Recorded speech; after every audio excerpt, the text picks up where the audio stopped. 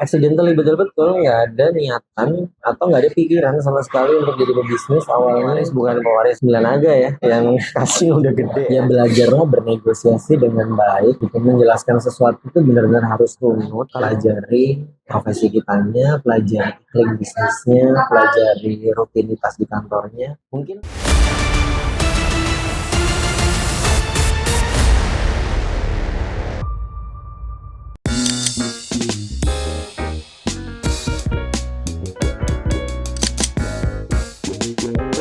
pasti sebelumnya nama saya Aji.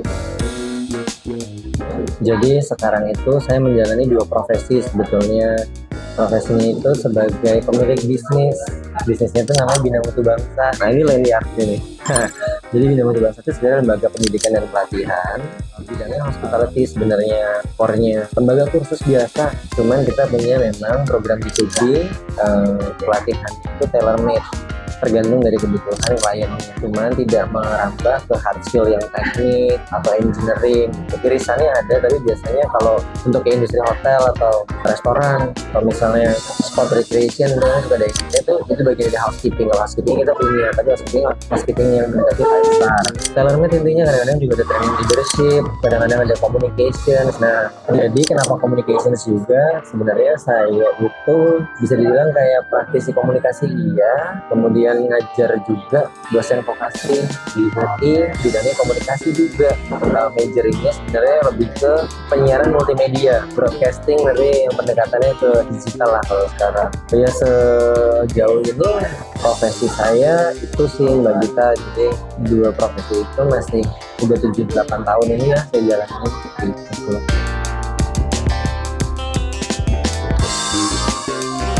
Kalau berkecimpung awalnya itu accidentally, kecelakaan, karena dulu saya sebenarnya punya karir di beberapa industri media dan communication.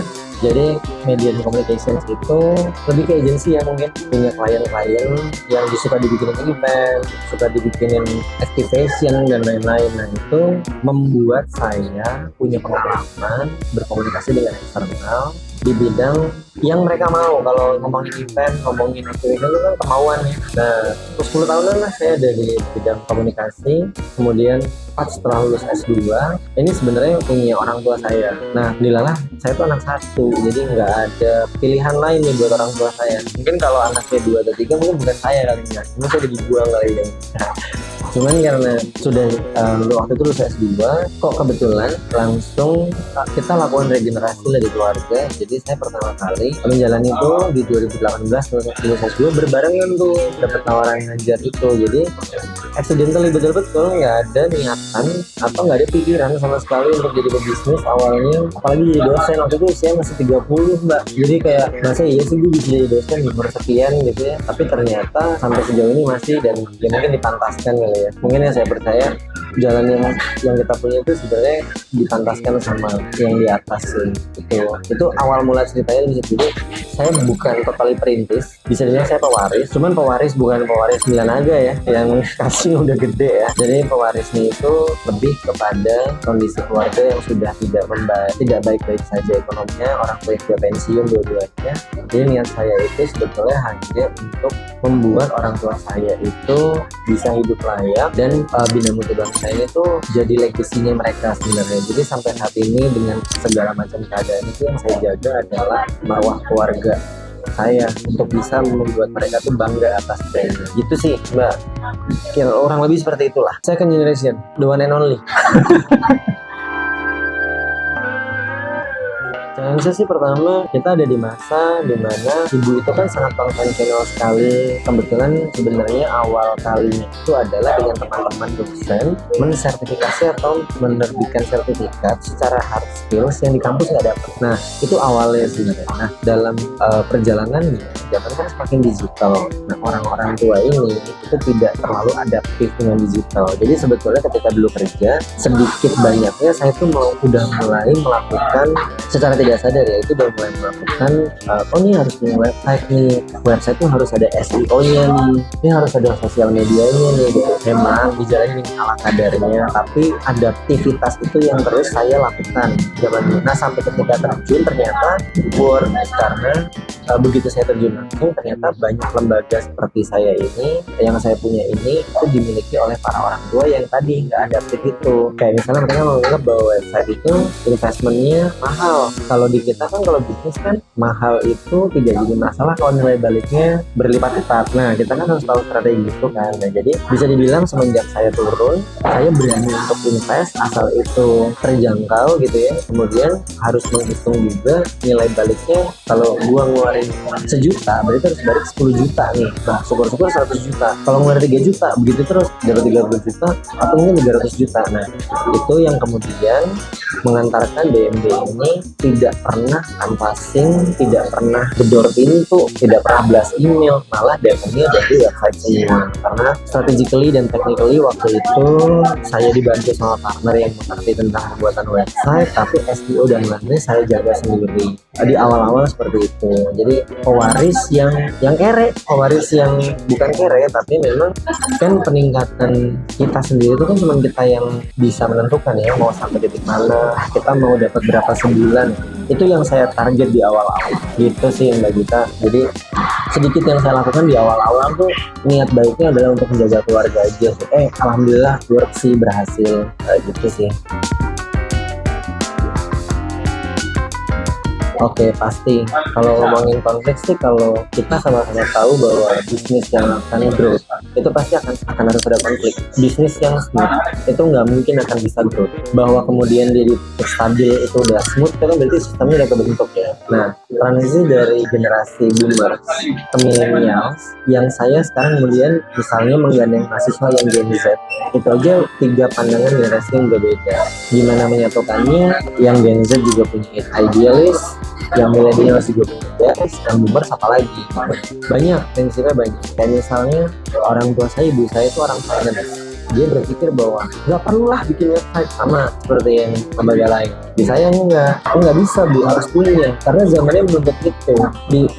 Kenapa kemudian BMB jadi punya direction partnership dengan let's say beberapa agent yang mengirimkan ke luar negeri atau mungkin bahkan bisa langsung itu datangnya dari website ya. Itu yang ibu saya dulu tidak tahu. Tapi untuk sampai proses itu konfliknya bisa dibilang cukup dalam. Bahkan kalau misalnya ngomongin antara hubungan dengan orang tua, mungkin saya udah semi durhaka kali ya. Bagus gue nggak jadi malin undang tuh.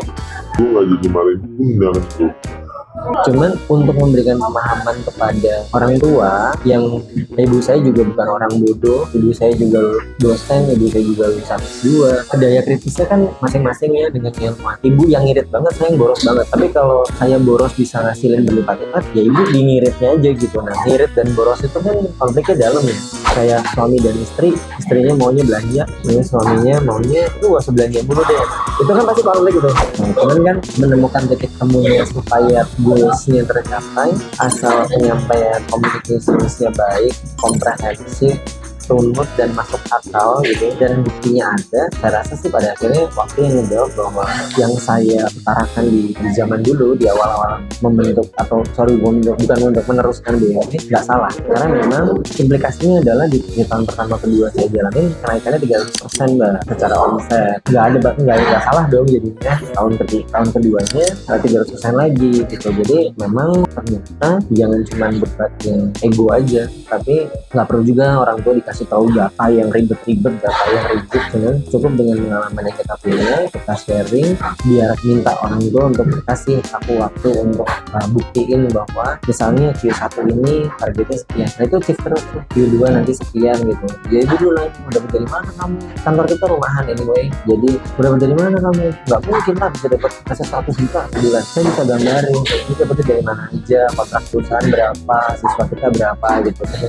Minimal target kan 70% aja udah bagus, 50% aja bahkan udah bagus gitu ya. Nah itu yang terjadi. Jadi konfliknya cukup dalam kalau mau ngomong konflik, cuman how to reduce-nya kan ada di kita itu sih. Apalagi anak satu, ibu ya udah kita terima aja gitu ya. Mungkin kalau misalnya lagi bagus kan jajannya enak, makannya enak gitu.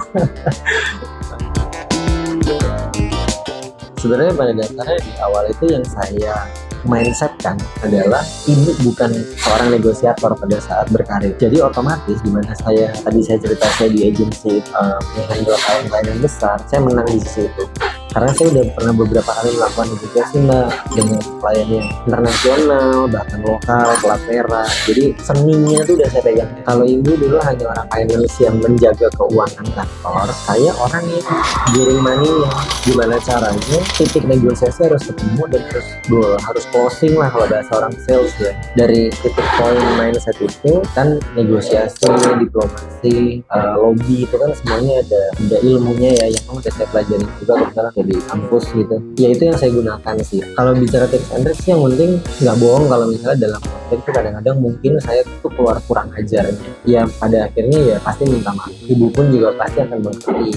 Orang tua tuh akan mengerti gitu. Dan selama argumennya itu debatable, terus kemudian rasional, pasti marahnya tuh cuma karena emosi aja. Mungkin kalau saya tua nanti terus punya anaknya kayak lebih pintar, kayak gue nggak terima deh. Mungkin cuma kayak gitu. Tapi kan pada akhirnya orang akan berpikir dengan daya tarik bagus nih anak gue lebih pintar, mudah-mudahan dia lebih berhasil kan pasti gitu ya. Mungkin gitu sih. Jadi tips and trick khusus sih mungkin menurutku nggak ada ya Mbak. Tapi bagi yang mau jalan bisnis dan kayak saya posisinya di pewaris gitu, ya belajarlah bernegosiasi dengan baik gitu. Menjelaskan sesuatu itu benar-benar harus runut. Kalau mungkin Panji Pragiwaksono tuh pernah bilang lah, ngomong tuh bukan doang, ngomong tuh harus ada isinya gitu ya. Nah omongan yang selama ada isinya dan cerita ke orang itu akan jadi sesuatu. Nah mungkin saya hidupnya begitu. Jadi senjata saya cuma mulut Mbak. kalau nggak bisa ngomong mungkin nggak bisa dapat omset 300%. Kalau nggak bisa nulis mungkin nggak akan dicari sama perusahaan luar untuk kerja sama, perusahaan multinasional dan sebagainya gitu ya. Ada satu ilmu yang menurut saya ini benar sih dan ini akan nggak habis dimakan zaman. Sebelum berbisnis tuh kerja dulu deh sama orang. Tapi nggak perlu harus terlalu bekerja di perusahaan yang harus mapan, harus besar, startup yang raksasa, atau mungkin BUMN yang gimana. Nggak perlu. Kadang-kadang kerja di perusahaan kecil itu belajarnya banyak. Jadi sebisa mungkin sebelum mulai usaha, pelajari profesi kitanya, pelajari bisnisnya, pelajari rutinitas di kantornya. Mungkin 3-5 tahun sudah cukup. Di zaman sekarang kan semua sampai cepat ya. Dulu karena saya dulu diajarin begitu, kamu kerja dulu, kamu pelajari dulu. Kebetulan selama 10 tahun saya nggak di satu kantor, jadi pindah-pindah dengan berbeda. Ada budaya plat merah, ada budaya swasta yang sangat target, ada budaya yang swasta tapi santai gitu. Jadi tinggal saya mau milih kemana dan akhirnya itu jadi target. Oke, yang menurut gue yang paling baik yang ini itu yang saya adopt. Tapi kalau saya nggak pernah kerja mungkin saya nggak pernah tahu bisnis itu gimana, saya nggak pernah tahu presentasi itu gimana, bikin proposal itu gimana, bernegosiasi itu gimana. Nah, jadi pengalaman kerja yang mungkin dari 10 tahun sebenarnya yang paling berpengaruh di bisnis saya itu cuma 2-3 tahun di 2-3 perusahaan. Selebihnya taman aja yang kalau bisa saya ambil selain rutinitas kayak robot aja gitu. Cuma 2-3 itu yang tadi saya bilang, saya ambil sampel mana yang paling baik itu yang sebenarnya saya adapt di sini.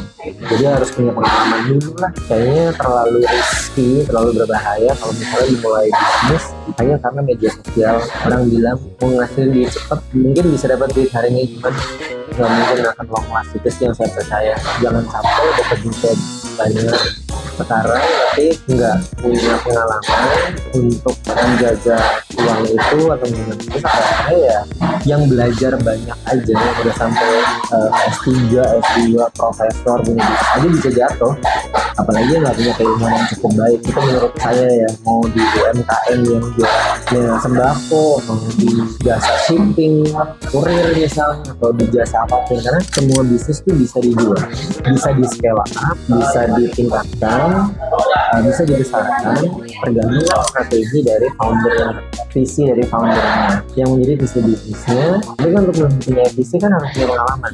Itu sih yang saya percaya sih. Jadi boleh kerja sambil usaha, tapi ada baiknya tetap harus kerja dulu lah sebisa mungkin gimana pun itu.